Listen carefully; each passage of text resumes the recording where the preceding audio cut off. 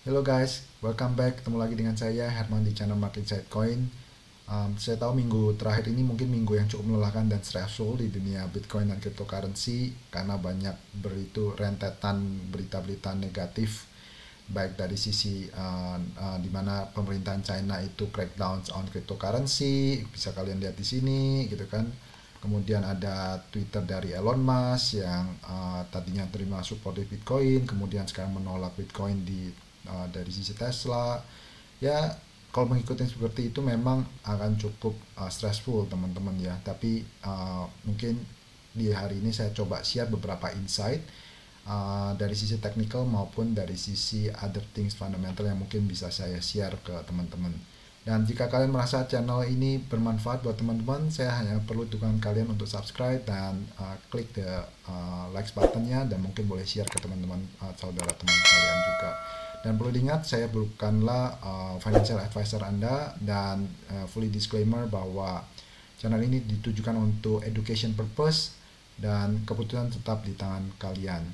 Oke, mungkin dari sisi technical dulu saya memulainya. Bagaimana sih prospek dari harga Bitcoin itu sendiri?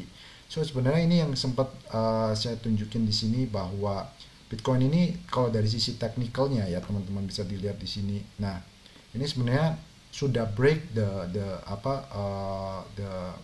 key support levelnya gitu ya. Dimana key support level dia itu di level di sini teman-teman, kurang lebihnya sebenarnya di level 32 ribuan gitu ya, dan sudah breakdown ke bawah. Dan ini memang sebenarnya cukup beresiko, dan tapi memang ini selalu ya buat teman-teman yang menurut saya sih pemula khususnya tidak bijak untuk ngambil posisi seperti ini. Kenapa ini resikonya cukup tinggi? Karena kalau dilihat dari sini, bisa dilihat di sini kan teman-teman yang bawah ini dari sisi MACD-nya juga masih ada downside yang cukup dalam gitu ya. Dan kalau saya breakdown sebenarnya dari sisi technical ini ya, saya lihat breakdown lagi. Nah, ini teman-teman bisa lihat. Ini saya bikin dua garis ya. Nah, kalau di sisi dua garis ini kan kalian bisa dilihat di sini di mana the next key support level untuk Bitcoin itu sebenarnya di level 28 ribuan. Tapi memang ada beberapa yang memberikan, bahkan seperti ini kalian lihat di berita dari sisi Cointelegraph, ada yang mengatakan bahwa key support levelnya ada di 19.000 dolar. Itu sebenarnya ada penjelasan, nanti coba saya tunjukkan ya bagaimana bisa dapat angka-angka seperti itu. Tapi kalau dilihat dari short term ininya, kalau saya lihat the next support level itu ada di 28.000 dolar gitu ya. Ya kalau the worstnya mungkin di 19.000 itu memang orang rata-rata kan, kalau teman-teman lihat di media beberapa juga sudah mengatakan mungkin kurang lebih di 20 ribuan gitu ya.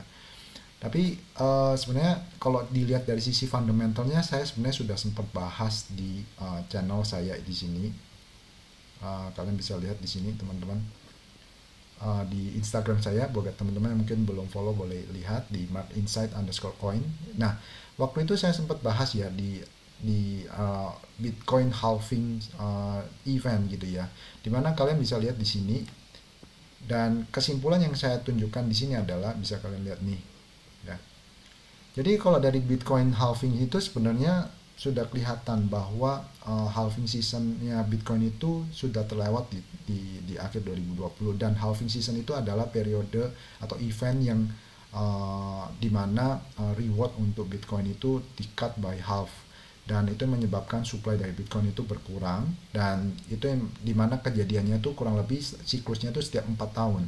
Dan di sini kalian bisa lihat ya, di chart itu saya sempat share bahwa uh, the next halving season Bitcoin itu baru kejadian di tahun 2023 gitu ya. 2024, karena 4 tahun ya, dari 2020 ke 2024. Tapi biasanya mulai ada rally itu siklusnya itu biasanya 1 tahun sebelumnya. Jadi itu sebabnya saya bilang di sini kan Bitcoin diestimasikan akan mulai masuk bull cycle di pertengahan 2023 gitu kan. Kenapa bisa seperti itu? Karena memang itu boom dan bust cycle-nya dari sisi Bitcoin. Sempat saya bahas di sesi YouTube episode sebelumnya gitu ya. Tapi anyway, saya nggak touch a bit on that karena sudah sempat saya bahas, tapi saya lebih fokus ke technical-nya. Apa aja sih yang hal-hal yang menarik mungkin kalian bisa perhatikan.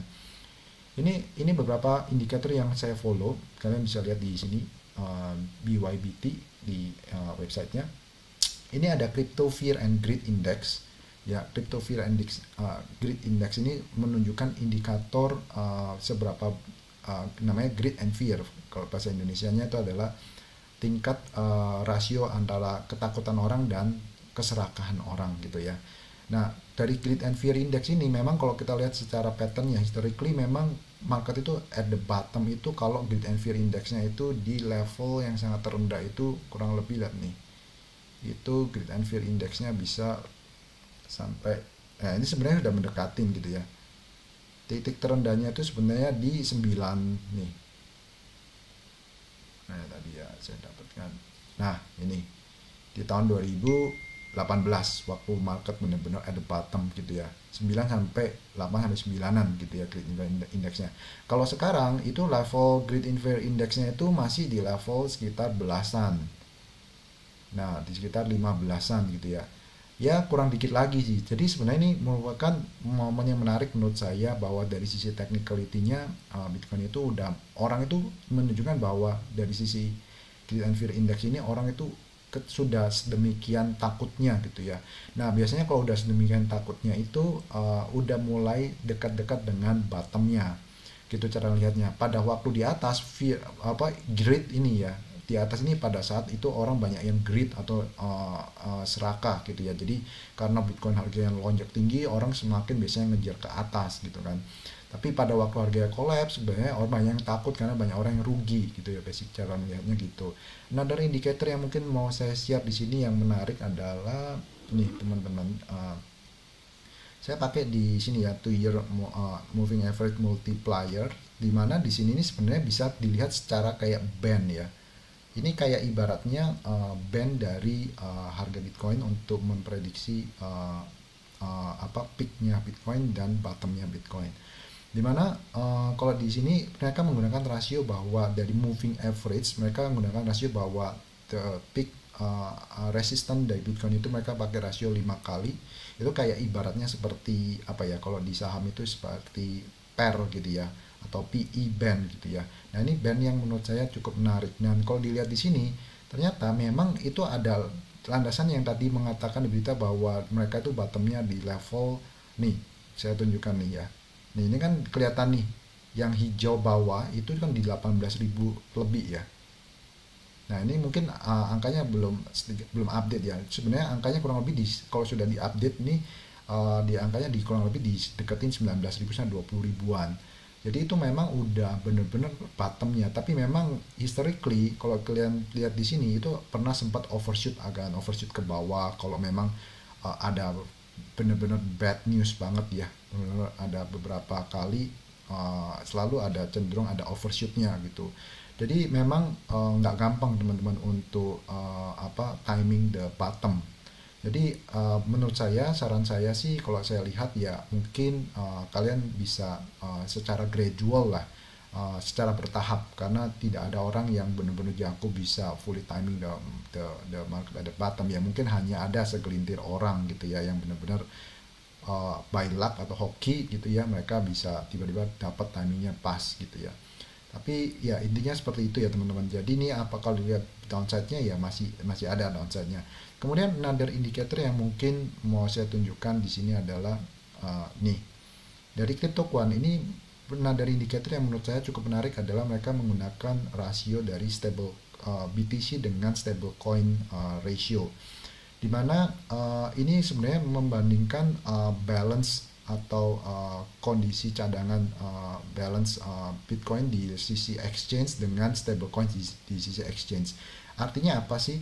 Jadi kalian bayangkan bahwa kalau tadi episode sebelumnya saya sempat bahas bahwa kalau salah satu indikator Bitcoin itu bisa akan collapse, itu dimana pada saat kalian lihat di sisi exchange reserve. Nah, ini yang exchange reserve yang dulu mungkin saya pernah tunjukin.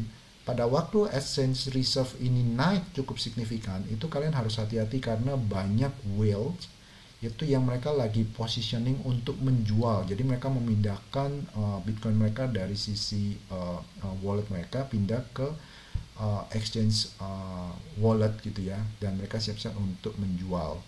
Nah, jadi kalau pakai rasio ini menunjukkan bahwa dengan rasio yang kalian bisa lihat di bawah ini ya teman-teman ya. Nah, yang rasio di bawah ini stable coin ratio MACD-nya itu bisa dilihat bahwa kalau yang merah itu berarti rasio BTC reserve-nya di exchange itu lebih besar. Kalau mereka di bawah berarti stable coin-nya atau position cash-nya di exchange itu lebih besar gitu ya. Jadi itu menunjukkan bahwa yang di garis hijau ini menunjukkan bahwa marketnya itu sudah mulai banyak orang yang mengantisipasi untuk menyerok gitu guys, kesarannya gitu, nyerok dengan mereka mau menyiapkan banyak cash atau stable coins USDT gitu ya di dompet exchange mereka untuk diserok gitu ya. Jadi tapi ini sebenarnya beberapa indikator-indikator mix gitu ya teman-teman kalau kalian lihat. Jadi ya ujung-ujungnya keputusan tetap di tangan teman-teman. Saya hanya membantu beberapa indikator yang menarik. Jadi itu sih menurut saya yang mungkin bisa saya share untuk hari ini. Dan basically teman-teman perlu diingat sekali lagi yang tadi saya bilang, saya sudah sempat share di sini. Ini merupakan siklus utama dari Bitcoin ya teman-teman. Jadi kalau memang benar-benar teman-teman mau coba untuk timing, the perfect timing ya, kalau dilihat dari historisnya memang 2023 itu merupakan harusnya the perfect timing untuk Bitcoin lagi gitu ya, karena 1 tahun sebelum halving events biasanya mulai ada euforia karena halving event ini kan mengcut supply dari rewardnya Bitcoin. Jadi dari sisi supply akan menurun lagi, tapi in the meantime tentu biasanya market bisa overshoot ke bawah dulu, nanti dari situ akan ada trading opportunities, dan biasanya trading opportunities ya volatility-nya cukup lebar besar ya, jadi ya swingnya bisa range antara 20 sampai 50% gitu ya teman-teman di dunia kripto ini. Jadi ya kalian atur-atur waktu dan manage timing kalian dan pembelanjaan kalian gitulah ya. Mungkin terakhir saya menunjukkan ini ada yang menarik sih teman-teman. Jadi ini Michael Saylor. Ini kalau dilihat di sini, Michael Saylor ini merupakan fund manager dari MicroStrategy. MicroStrategy ini merupakan salah satu diehard yang suka banget dengan Bitcoin. Tapi dia sampai bahkan announce melakukan private offering, bahkan mengeluarkan announce untuk dari sisi secure notes ini kayak semacam surat hutang gitu ya, obligasi gitu ya, supaya dia bisa dapat additional cash untuk memborong Bitcoin guys. Jadi dia sampai offering sampai senilai $400 juta karena Michael Saylor ini memang benar-benar maniak terhadap Bitcoin untuk longer terms fundamentalsnya. Tapi jangan ditiru ya, karena ini kalau ini ibaratnya teman-teman mau pakai margin gitu ya, buat teman-teman yang sudah ahli mungkin ya kalian atur-atur sendiri risk profile kalian seperti apa. Tapi buat teman-teman yang masih awam saya sih tidak rekomen gitu ya, karena swingnya itu sangat tinggi sekali gitu. Kalau kalian salah timing ya kalian siap-siap hilang uang kalian.